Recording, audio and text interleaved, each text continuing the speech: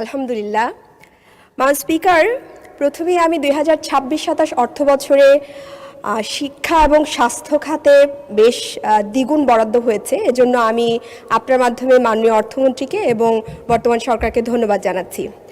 মাননীয় স্পিকার, সরকার দলের সাংসদরা প্রায়ই বাজেট অনেক বড় বলে উচ্ছ্বাস প্রকাশ করে, তো আমি একটু বলে যেতে চাই যে মুদ্রাস্ফীতি তুলনায় কিন্তু এই বাজেট যথেষ্ট বড় নয়। মাননীয় স্পিকার, এই বাজেটের বিষয়ে কথা বলার আগে আমি একটু বলি যে আমাকে গতকালকে 2-3 জন মেয়ে ফোন করেছে, বলেছে যে আপু আপনি তো সংসদে কথা বলবেন, আপনি একটু বলবেন যে সঞ্চয়পত্রের যে মুনাফা, এই মুনাফার উপর কর দ্বিগুণ ধরা হয়েছে। তো আমি আপনার মাধ্যমে মাননীয় অর্থমন্ত্রীকে একটু জানাতে চাই যে এই সঞ্চয়পত্রের সুবিধাভোগীদের মধ্যে আসলে অবসরপ্রাপ্ত প্রবীণ নারী, বিধবা, অসহায় নারী এবং নিম্নবিত্ত পরিবারের মানুষগুলোই আসলে থাকে এবং এদের অনেকেই এই টাকা দিয়েই ফ্যামিলি চালায়। তো মাননীয় অর্থমন্ত্রী যদি এই বিষয়টিকে আবার পুনর্বিবেচনায় নেয় তাহলে এটা দেশের মধ্যবিত্ত জনগোষ্ঠীর জন্য ভালো হবে। মাননীয় স্পিকার, বাজেট কত বড় হলো, বাজেট কত বরাদ্দ হলো, তার চেয়েও বড় বিষয় হচ্ছে বাজেট কতটা সুষ্ঠুভাবে বাস্তবায়ন হলো। 2022-23 অর্থ বছরের দিকে যদি আমরা তাকাই, স্বাস্থ্য বাজেটের কথা যদি বলি, সেখানে বরাদ্দ ছিল 36,863 কোটি টাকা, কিন্তু ব্যয় হয়েছে মাত্র 22,521 কোটি টাকা। তার মানে 40% ব্যয় হয়নি। তো বড় বাজেট দিয়ে যদি আমরা ব্যয় না করতে পারি, বাস্তবায়ন না করতে পারি, তাহলে কিন্তু একটা প্রশ্ন থেকেই যায়। মাননীয় স্পিকার, পেশায় আমি একজন চিকিৎসক। আমি সরকার দলের মাননীয় সাংসদরা প্রায় বলেন যে আমরা শুধু সমালোচনার খাতিরে সমালোচনা করছি, তো আমি সমালোচনা করব না, আমি একটা একটা স্বাস্থ্য বিষয়ে একটা প্রস্তাবনা দিতে চাই, কিন্তু তার আগে একটা গুরুত্বপূর্ণ বিষয়ের দৃষ্টি আকর্ষণ করতে চাই। মাননীয় স্পিকার, বাংলাদেশের চিকিৎসকরা সীমিত সম্পদ, অপর্যাপ্ত সরঞ্জাম, ন্যূনতম সুযোগ সুবিধার মধ্যেও প্রতিদিন রোগীদেরকে চিকিৎসা দেয়।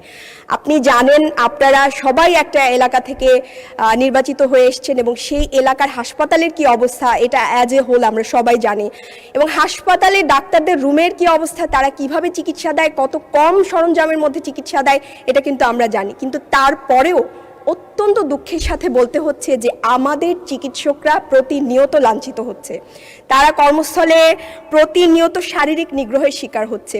তা আমি আপনার মাধ্যমে মাননীয় স্বরাষ্ট্র মন্ত্রণালয়, স্বাস্থ্য মন্ত্রণালয় এবং আইন মন্ত্রণালয়কে একটু জানিয়ে রাখতে চাই বা আমি অনুরোধ করতে চাই যে তারা যেন এই যে চিকিৎসক সুরক্ষা আইন, যেটা নিয়ে অনেকবার কথা চলেছে, এটার ব্যাপারে আবারও একটু এটার ব্যাপারে বাস্তব পদক্ষেপ গ্রহণ করেন।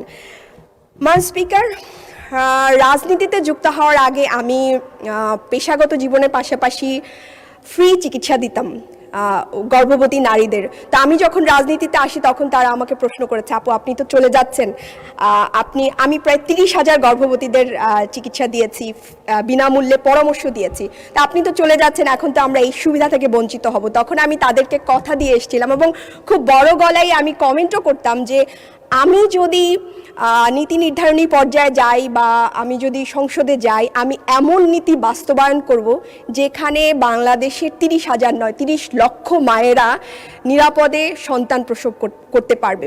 তো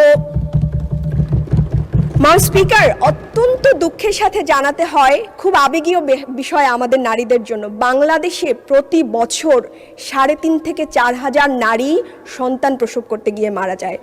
এর চেয়ে দুঃখজনক একটা দেশের জন্য কিছু হতে পারে না। মাননীয় স্পিকার, এই মারা যাওয়ার পিছনে কিছু কারণ রয়েছে। তার মধ্যে দেখা যায় যে WHO-র যে নিয়ম, সে অনুযায়ী একজন নারীকে 8 বার অ্যান্টিনেটাল চেক আপ করার কথা, বাংলাদেশে মাত্র 5% নারী 8 বার চেক আপ নেয়, এবং 4 বার হলেও আমরা স্ট্যান্ডার্ড বলি বা ধরে নেই যে ওকে, সে 58% নারী এই 4 বারও নেয় না। এতে কি হয়? দুর্বল মানব সম্পদ তৈরি হয়। এই যে হামে এতগুলো শিশু মারা গেল, এদের সাথে কিন্তু এই যে গর্ভ অবস্থায় একটা অপুষ্টির একটা সম্পর্ক মাননীয় স্পিকার থেকে যায়।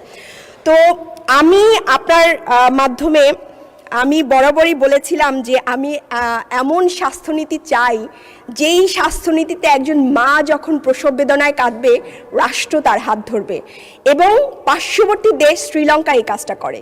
শ্রীলঙ্কা মাতৃমৃত্যুর হারকে ঈর্ষণীয় পর্যায়ে কমিয়ে এনেছে।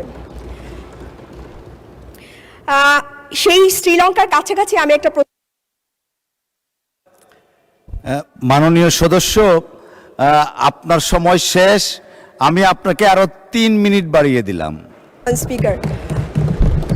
স্পিকার, এই মহিলা সাংসদ হিসেবে সংরক্ষিত আমরা কিন্তু এখানকার সবচেয়ে আদরের। 3 মিনিটের জায়গায় আমি চাইলে আরেক মিনিট আপনি আপনার পক্ষ থেকে দিতে পারেন স্পিকার। তো আমি প্রস্তাব করছি যে স্পিকার, মাতৃস্বাস্থ্য বেনিফিট প্যাকেজ, এটা একজন মায়ের জন্য 50,000 টাকার একটা প্যাকেজ, এটা চালু করার জন্য আমি এখানে স্বাস্থ্যমন্ত্রীও নেই, প্রতিমন্ত্রীও নেই, আমি বারবার খেয়াল করছিলাম এবং আমি একজন বিরোধী দলের নারী সদস্য, আমার এই গুরুত্বপূর্ণ কথাটি এবং এই খুবই গুরুত্বপূর্ণ এবং আবেগময় একটা জায়গা নারীদের জন্য, এই কথাটি আমার সংসদ যারা আছেন তারা নেবেন কি না, আমি এটা নিয়ে তারা নাই, আমি তারপরেও বলছি এবং এটা কিন্তু দেশের জন্য। এবং আমি রাজনীতিবিদ নই, আমি জুলাইয়ের পরে এসেছি এবং আমি মানুষের জন্য কাজ করতে চাই। এটা একটা বড় জায়গা, এটা যদি আমাদের মায়েদের জন্য এরকম বেনিফিট প্যাকেজ নেওয়া হয়, আমরা একটা সবল মানব সম্পদ তৈরি করতে পারবো। এর মধ্যে কি কি থাকবে স্পিকার? আমাদের মায়েরা মারা যায় মূলত হোম ডেলিভারি করার কারণে। 30 লাখ গর্ভবতীরা, প্রতি বছর আমাদের 30 লাখ গর্ভবতী মা হয়, এর মধ্যে 10 লাখ মা বাসায় ডেলিভারি করে, তারা হাসপাতালে আসতে চায় না। এই প্যাকেজের মধ্যে আমি 8টি এনসি চেক আপ বা 4টি এনসি চেক আপ ন্যূনতম এবং একটা পুষ্টির প্যাকেজ এবং প্রসব পরবর্তী সেবাটাও আমি নিশ্চিত করতে চাই। স্পিকার, আমি আপনার একটু দৃষ্টি আকর্ষণ করছি, এই প্যাকেজের জন্য নতুন কোনো অর্থ বাস্তবায়নের দরকার নাই বা বরাদ্দের দরকার নাই। যেই বরাদ্দ প্রতি বছর ফেরত যায় সেই বরাদ্দ দিয়ে আমরা বাংলাদেশের নারীদেরকে নিরাপদ প্রসব ব্যবস্থা করে দিতে পারি। এবার একটু ট্রেজারি বেঞ্চের দিকে একটু আপনার অনুমতি নিয়েই বলছি। স্পিকার, সরকার অনেক ভালো ভালো নারী বান্ধব প্রজেক্ট নিয়েছেন এবং আমি এটাকে সাধুবাদ জানাই, কিন্তু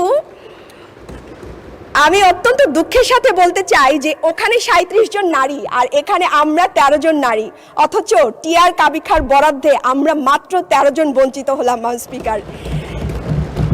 স্পিকার, অত্যন্ত দুঃখের সাথে এবং বিনয়ের সাথে অথবা জনগণকে আমি জানাতে চাই, যেই সরকার তার সামনে চেয়ারে বসা নারীদের সাংবিধানিক অধিকার রক্ষা করে না, সমান চোখে দেখে না, সেই সরকার কিভাবে সারা বাংলাদেশের নারীদের অধিকার রক্ষা করবে?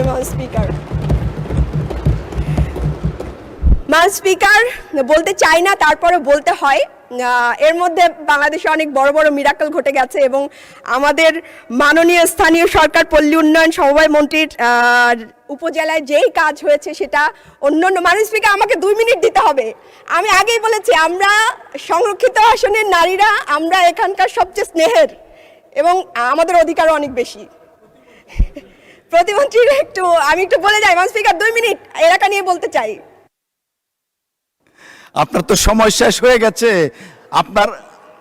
আপনার বক্তব্য নিশ্চয়ই শুনেছেন সকলেই। আচ্ছা, লাস্ট 1 মিনিট। Thank you. ঠিক আছে।